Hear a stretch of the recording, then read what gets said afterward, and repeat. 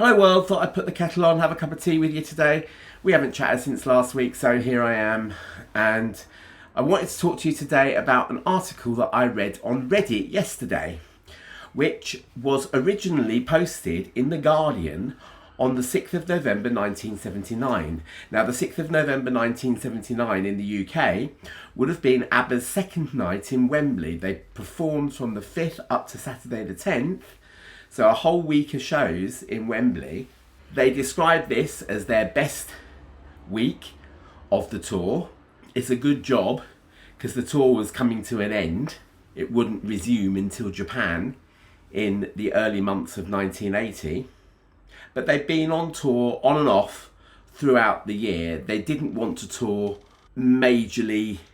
They didn't like it. It was not the part of the creative process that Bjorn or Benny specifically enjoyed. They much preferred being in the studio making records. And it was a bind for Agneta, who didn't like being away from her two very small children at the time. So for this week to be that special for them, I think, I feel very, very privileged in my life to have actually been there. I was there on the 10th, went with my auntie and uncle, my younger brother and my two cousins, and had an absolutely fabulous time on Saturday the 10th. That is the recording that is widely available now on vinyl, CD and streaming. So when you read this review of this Abba gig posted by a chap called Robin Denslow from The Guardian, it's a completely different sense of experience that I had. I was only 11, so everything was exciting. From seeing Abba on Swap Shop on that Saturday morning, getting the train up to London, the underground train was all exciting and everything. And it was just something, it was a dream come true, really, for us. This poor bloke, Robin Denslow, though, is not going as an Abba fan. I'm suspecting that he's probably there with his balaclava on and his overcoat, dark shades, hoping that nobody recognises him at all. So you'll hear when I read this review that this bloke kind of wishes he wasn't there, kind of glad he was there, but kind of wishes he wasn't. He would have had, this is a completely different attitude to me. He will have had a press pass. This will have been an evening's work for him that he would have had to have got home and typed up for the next day's paper. So anyway, let's hear what he has to say. Abba at Wembley by Robin Denslow, 6th November of 1979. Abba on stage were actually up to the standard of Abba on record, which means they were quite incredible, or quite incredibly ghastly, depending on your taste. There's always been this comparison, hasn't there? Oh, they can do on the stage what they do on the records. And I actually think they're quite a different thing. I think you go to a concert, you want to be entertained. You go there knowing that what you hear on the records is going to be completely different to how it sounds on the stage. Or you say you do. Because I was 11, totally green. I had never been to a live gig before. This was my first ever gig. And it took me a couple of songs to get used to the fact that A, it was so loud, and B, that it sounded so totally different. I just sat there thinking, were they real? And then I think a bit of logic overtook me and I thought, well, actually, why would they not come on stage? Why would you have all this excitement for them and then it not be Abba?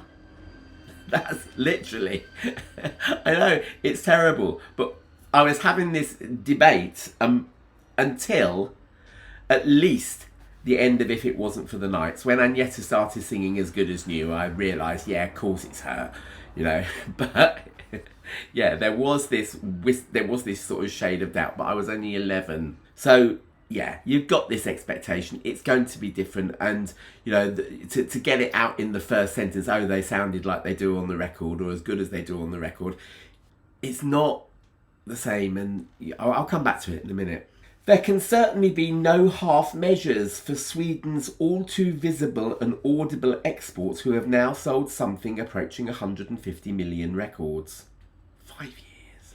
5 years from Waterloo up to the end of 1979. 150 million records. And this bloke here is being very, very cautious with his praise. Personally, I hate what they stand for and think they are brilliant. The whole concept of the rock music ideal being nice, clean, disposable family entertainment seems to me to be a contradiction in terms. But Abba are so infuriatingly clever and have written so many nice disposable pop songs, says he, that they stay lodged in the brain. That's a complete contradiction in terms. A disposable pop song does not stay lodged in the brain. And, you know, that first disposable pop song that the Brits were exposed to was called Waterloo, and it stayed lodged in the brain for 5 years. So, Robin Denslow, you're very curmudgeonly and niggardly. I wrote a comment on this, I'll read it to you later. Niggardly was the word I used. So they've written so many nice disposable pop songs that they stay lodged in the brain, that they constantly prove themselves to be a very special case. Those who have somehow obtained tickets for the first of their 6 London shows clearly thought they were more than special, for they stared at the stage with an uneasy, overawed respect for the first hour, as if they couldn't quite believe that the pin-ups had come to life. Well, maybe that's describing me on the Saturday. But no, I wasn't. I was really excited.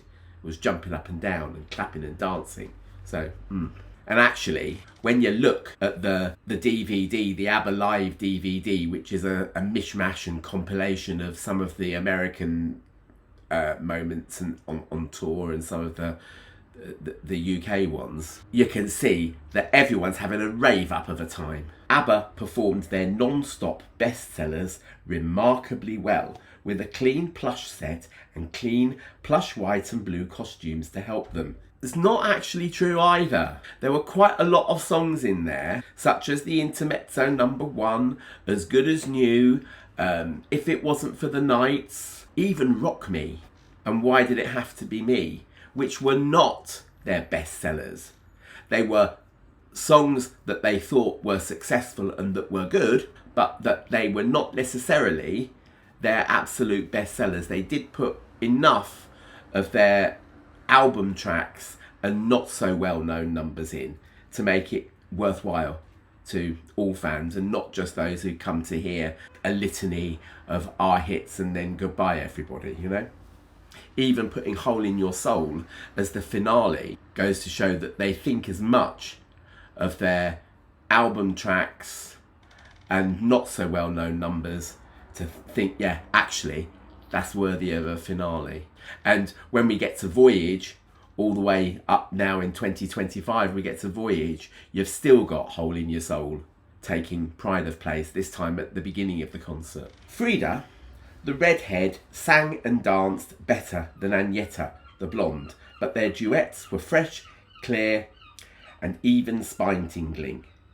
They managed to look very sexy but strangely clinical. He cannot have, you know, everything's a backhanded compliment, isn't it? He can't say anything nice, really. But I do think that his assessment in general, not just of the concerts, but in general, I think his assessment of the two singers is right. Frida does have a more classically trained, pitch perfect voice than Agneta has. That's only, you're talking like that. Agneta has a slightly higher voice, but she also found it difficult to pitch as easily as Frida. That doesn't mean that her pitch is as bad. It's not as bad as mine, for example. I find pitching really difficult. So, you know, she's a master singer, but if there was in the studio difficulties with pitching a note, it would be Agneta that would be having those difficulties and not necessarily Frida. And yeah, Frida did more of the dancing in that show. She showed more interest in the choreography and stuff, although both of the girls had choreography lessons, and there were some specifically choreographed bits, but most of the time I think they were just left to their own devices, really, just to move how they felt that the music was taking them that night. And in fact, to be honest, if you really do want a very sterile Abba, if you look at the Dick Cavett concerts in 1981 that they recorded for an interview in America, well, it wasn't actually, it was an interview for American TV, but they recorded it in Stockholm, and the girls just looked so disinterested when they were going through those songs. They were just standing there like limpets or something that clung onto the side of a boat or something, and there was nothing that was going to move them or get them into the music. Not even Gimme Gimme Gimme could give them a little bit of excitement at all. So yeah, Abba can do both. Here, these concerts, they were on fire. Benny, meanwhile, played surprisingly good keyboard. What's surprising about it? What is surprising about it? He's an absolute expert keyboardist. Things that were printed about him at the time were he could hear a Brahms concerto and play it note for note. And when you asked him, where did you learn it? He said, I heard it on the radio. He really is a superb pianist. In 1979, he'd cut his musical teeth playing live throughout all of the 60s. It's not like he was playing the typewriter. It wasn't like Linda McCartney was coming in and giving us a recital. Benny was brilliant, and he bobbed up and down on his piano. I remember reading a letter in the Abba magazine shortly after these concerts where somebody had written, Benny will have to stop bouncing up and down on his piano. There were certain times, especially during Dancing Queen, where he nearly lost it. So, yes, yeah, he was on fire as well. And if anybody's seen the complete recording sessions by Carl Magnus Palm, he is discussing the mixing of the live album. I think it was released around about 2014. Ludwig, his son, was the one who was put in charge of getting the CD ready for release. And Benny just came in and heard it and listened to himself on the piano and said, my God, I was brave, wasn't I? Benny, meanwhile, played surprisingly good keyboard, and Bjorn pranced up and down, looking slightly silly. Yeah. He did. No mention at all of Bjorn's guitar ability. Now, again, I think if you were going to put Bjorn Ulvaeus down for something in rock and roll history, you would not be putting him down for being a guitar guru. He's not Jimi Hendrix. You know, he has a very competent knowledge of the guitar. He obviously understands the chord structure, but when there's a piece of intricate guitar needing to be played, like Chiquitita, for example, he's not going to be the one who plays that lovely introduction. That's going to be Jan Schaffer. But he's still a good guitarist. He still kept up with that show. The sound was nothing if not tight, and absolutely, you know, could start and stop on a dime. It's absolutely brilliant. The family entertainment angle was covered by the introduction of a choir of London schoolchildren joining them on One Optimistic Ballad. This bloke, yeah, I mean, what have we had now? 4 paragraphs, and so far we haven't even had the title of one of their songs.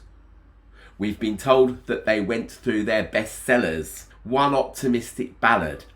Even in 1979, Voulez-Vous had been out for a good 6 months or so before we got to these concerts. 5-6 months maybe. To just say One Optimistic Ballad as if it was just something that, you know, you chucked away. This was I Have a Dream, for goodness sake. He just can't admit that he knows more about them and likes them better than, you know, he would lose all his credibility, wouldn't he? The youthful disco pop angle was covered by a reminder of how many globally pervasive songs they have written. From the mawkish Fernando. Define mawkish. Mawkish means sentimental in an exaggerated or false way. Not really at all. It's about two Mexican freedom fighters reminiscing about the sacrifices they've made for their country and for whatever standard of life that they are living now. From the mawkish Fernando to the exhilarating harmony work in Take a Chance on Me and Does Your Mother Know? At least he's used exhilarating. Thank you. Their songs were exciting and instantly satisfying, but somehow left me feeling slightly cheated. It was like eating a box of favourite chocolates and feeling hungry at the end of it. That's the end of his review. It's very easy to be critical of a contemporary review of something.